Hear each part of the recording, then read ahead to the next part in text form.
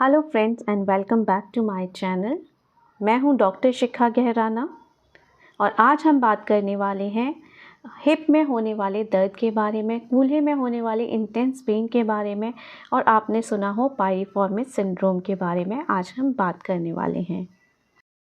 आज का वीडियो बहुत इम्पॉर्टेंट है क्योंकि पायरिफॉर्मिस सिंड्रोम आज के टाइम में बहुत ज़्यादा कॉमन हो गया है। आज के वीडियो में आप पायरिफॉर्मिस सिंड्रोम को जानने वाले हैं, इसके सिम्टम्स क्या होते हैं, क्या क्या रीज़न्स हैं कि पायरिफॉर्मिस सिंड्रोम इतना देखने को आजकल हमें मिलता है और सबसे इम्पॉर्टेंट है कि आप किस तरह घर पर एक्सरसाइजेस करके अपने पायरिफॉर्मिस सिंड्रोम यानी कि आपके हिप और बटक पेन को आप रिलीव कर सकते हैं। बिना टाइम वेस्ट करते हुए हम अपना वीडियो स्टार्ट करते हैं। अगर आपने चैनल सब्सक्राइब नहीं किया है तो चैनल ज़रूर सब्सक्राइब कर लें। पायरिफॉर्मिस सिंड्रोम क्या है? जब आपकी पायरिफॉर्मिस मसल शाटिका नर्व को कंप्रेस करने लगती है, इस कंप्रेशन की वजह से वहाँ बहुत ज़्यादा इन्फ्लेमेशन यानी कि सूजन देखने को मिलती है। इसी कंडीशन को हम बोलते हैं पायरिफॉर्मिस सिंड्रोम। जब भी आपकी पायरिफॉर्मिस मसल आपकी शाटिक नर्व को कंप्रेस करती है, वहाँ आपको पेन हो सकता है, सुन्नपन हो सकता है, नमनेस हो सकती है आपके बटक रीजन में, हिप वाले एरिया में और या फिर उसके नीचे आपके पैरों तक भी वो रेडिएट हो सकता है। पायरिफॉर्मिस सिंड्रोम आपका एक साइड ऑफ योर बॉडी भी हो सकता है और दोनों तरफ भी देखा जा सकता है। पिरिफॉर्मिस मसल एक फ्लैट और नैरो मसल होती है। ये आपके लोअर स्पाइन से रन करते हुए आपके पेल्विस रीजन यानी कि बटक वाले एरिया में जाती है और आपकी थाई में greater trochanter, top of your thigh greater trochanter point होता है, स्ट्रक्चर है, वहाँ पे ये अटैच हो जाती है। पायरिफॉर्मिस मसल आपकी बॉडी के दोनों साइड, दोनों हाफ्स में जो होती है वो रहती है। आपके मूवमेंट, लोअर बॉडी का आप कोई भी मूवमेंट कर रहे हैं, ऑलमोस्ट सारे ही मूवमेंट में आपकी पायरिफॉर्मिस मसल जो होती है वो एक्टिव रहती है। अभी हम बात कर रहे हैं शाटिक नर्व के बारे में। शाटिक नर्व जो होती है वो underneath the piriformis muscle run करती है। शाटिक नर्व आपके स्पाइनल कॉर्ड से निकलने के बाद बटक्स एरिया में जाती है, फिर आपके पैर के पीछे का जितना भी एरिया है, back of each leg, thigh से लेकर वो फीट तक वहाँ से ट्रैवल करती है। सिम्टम्स ऑफ पायरिफॉर्मिस सिंड्रोम की अगर हम बात करते हैं तो सबसे कॉमन है, क्योंकि वहाँ पे कंप्रेशन हो रहा है, मसल नर्व को दबा रही है, तो बहुत ज़्यादा इन्फ्लेमेशन और स्वेलिंग देखने को मिलती है। पिरिफॉर्मिस के अराउंड हमें इन्फ्लेमेशन देखने को मिलता है। टेंडरनेस भी काफ़ी होती है, मसल स्पाज़म रहता है, पेशेंट को पेन रहता है और मेन कंप्लेन होती है कि डिस्कम्फर्ट जो है वो बहुत ज़्यादा होता है और हर पर्सन का डिस्कम्फर्ट लेवल जो है वो अलग अलग हो सकता है। स्कैरिंग इन द मसल देखने को मिलता है।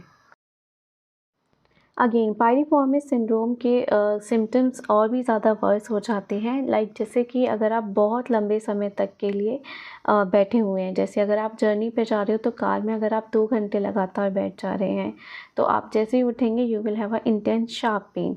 वॉकिंग और रनिंग में बहुत ज़्यादा पेन आता है और स्टेयर क्लाइंबिंग भी बहुत ज़्यादा डिफ़िकल्ट हो जाता है।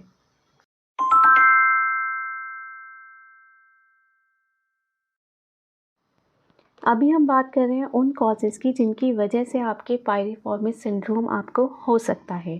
सबसे ज़्यादा होता है कि अगर आपकी पायरिफॉर्मिस मसल्स जो हैं वो स्ट्रॉन्ग नहीं हैं, तो आपको क्लाइंबिंग स्टेयर्स में, वॉकिंग में और रनिंग में आपको ये चांसेस हैं कि पायरिफॉर्मिस सिंड्रोम डेवलप हो सकता है।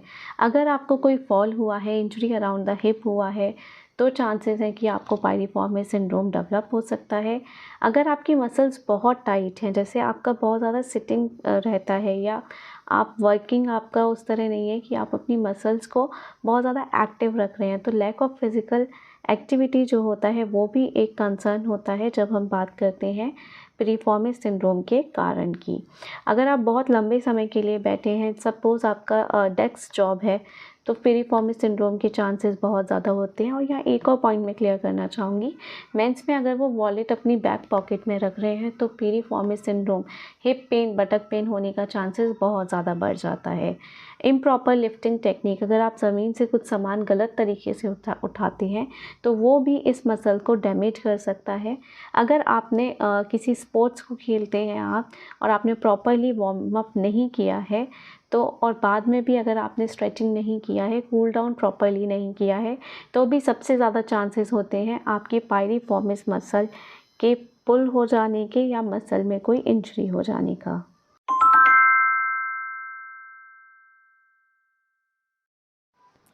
First exercise is supine piriformis stretch. इस एक्सरसाइज के लिए आपको अपने बैक के बल पर लेटना है, आपको अपने नीज़ को बेंड करना है और एक नी को बेंड करके आप दूसरे लेग को फिगर ऑफ 4 पोजीशन में रखेंगे, जैसा कि पिक्चर में दिखाया गया है। मतलब दूसरे नी के ऊपर आपकी एंकल टच करेगी। और अभी आपको क्या करना है, अपनी थाई को पुल करना है टुवर्ड्स योर चेस्ट और आपको मसल का स्ट्रेच को फील करना है। सो ये स्ट्रेच आपको हिप यानी कि प्रॉपरली आपको बटक एरिया में फील होगा।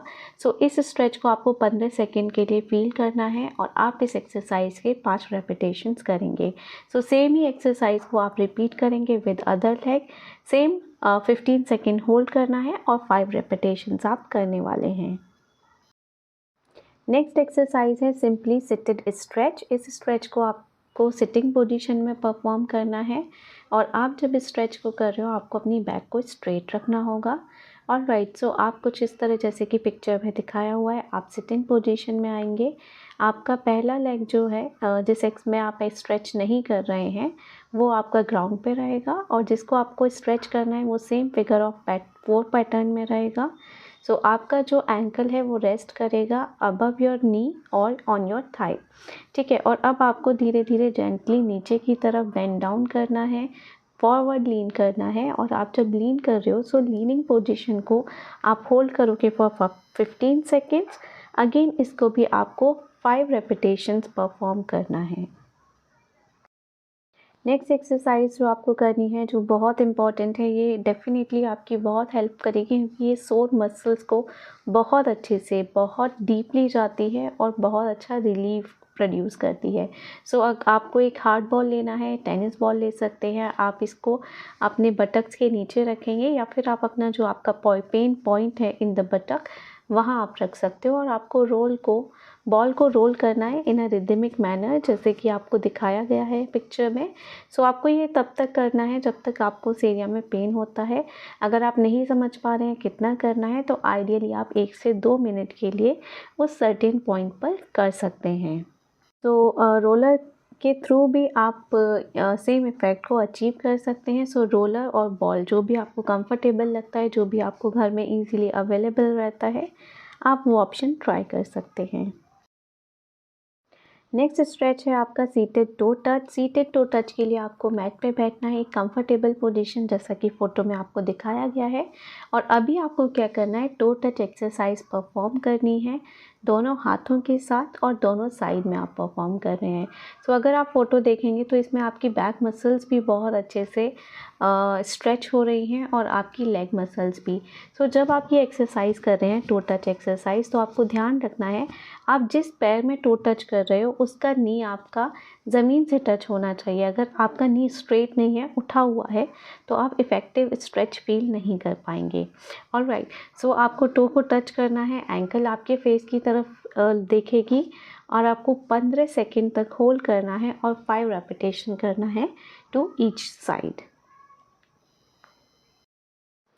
नेक्स्ट बहुत इंपॉर्टेंट एक्सरसाइज है पेल्विक रोलिंग एक्सरसाइज। बहुत सिंपल है, आपको अपनी पीठ के बल पर लेटना है, दोनों घुटने मोड़ के रखेंगे, अपनी आर्म्स को आप ओपन रखेंगे, आइदर बॉडी के साइडवेज ओपन कर सकते हैं या आप ऊपर की तरफ वी शेप में भी ओपन कर सकते हैं। सो अभी आपको दोनों लेग्स को साथ में रखते हुए पहले एक साइड रोल करना है। सपोज़ राइट साइड आप रोल करोगे, आप वहाँ रोल को पूरा होल्ड करोगे जब आप मूवमेंट के एंड पोजीशन पे होते हो 15 सेकंड के लिए, और फिर आप दूसरी साइड में सेम मूवमेंट रिपीट करेंगे। सो दोनों साइड जब आप के पैर ग्राउंड को टच करते हैं 15 सेकेंड्स आप होल्ड करेंगे और 5 रिपीटेशन आपको परफॉर्म करना है to each side of your hip और पेल्विस, मतलब राइट और लेफ्ट दोनों हाफ के आपको रिपीटेशन 5-5 पूरे करने हैं। लास्टली मैं आपसे बहुत इंपॉर्टेंट पॉइंट्स डिस्कस करना चाहूँगी about the piriformis syndrome. So piriformis syndrome जो होता है ये डिस्क से रिलेटेड कोई कंप्रेशन का प्रॉब्लम नहीं होता है। डिस्क से रिलेटेड जो होते हैं उसमें भी शार्टिक नर्व के सिम्टम्स होते हैं, बट यहाँ पे क्योंकि पायरिफॉर्मिस मसल जो होती है वो कंप्रेशन कर रही है नर्व के ऊपर, इसलिए आपको पायरिफॉर्मिस सिंड्रोम सेम आपको फीचर्स देखने को मिलते हैं। पेन होता है, लेग्स तक नमनेस आ सकती है अगर काफ़ी कंप्रेशन है तो। सो सेम होते हैं, बट आपको पायरिफॉर्मिस जो है वो नॉन डिस्कोजेनिक है, इसका डिस्क से कोई भी लेना देना नहीं होता है। ये कंडीशन जो होती है मिसडायग्नोज बहुत ज़्यादा हो जाती है, अंडर ट्रीटेड भी बहुत ज़्यादा होती है, क्योंकि बटक पेन को ज़्यादातर समय आप शाटिका या सैक्रोइलियाइटिस पेन या लंबर रेडिकुलोपैथी या फिर ट्रोकेंट्रिक बर्साइटिस से कंफ्यूज कर सकते हैं। नंबर ऑफ़ पेशेंट जो कि पायरिफॉर्मिस सिंड्रोम से सफ़र कर रहे हैं उनका नंबर बहुत ज़्यादा अब बढ़ चुका है। ये कंडीशन अगर आप नहीं ट्रीट कर पा रहे हो तो ये अगेन आपको पार्शियल या टोटल डिसेबिलिटी की कंडीशन में भी ला सकती है। डायग्नोस्टिक डिले अगर बहुत ज़्यादा होता है तो आपका पेन क्रॉनिक पेन हो जाएगा। हाइपरेस्थीसिया मतलब हाइपरेस्थीसिया पैरेस्थीसिया यानी कि या तो सुन्नपन हो सकता है या आपको बहुत ज़्यादा सेंसेशंस आपकी लेग में फील हो सकती हैं। और मसल वीकनेस जो है वो एक बहुत बड़ा रीज़न होता है कि आप अपनी डेली लाइफ की जो एक्टिविटीज़ हैं उनको परफॉर्म करने में अपने आप को कैपेबल नहीं फील करते हैं।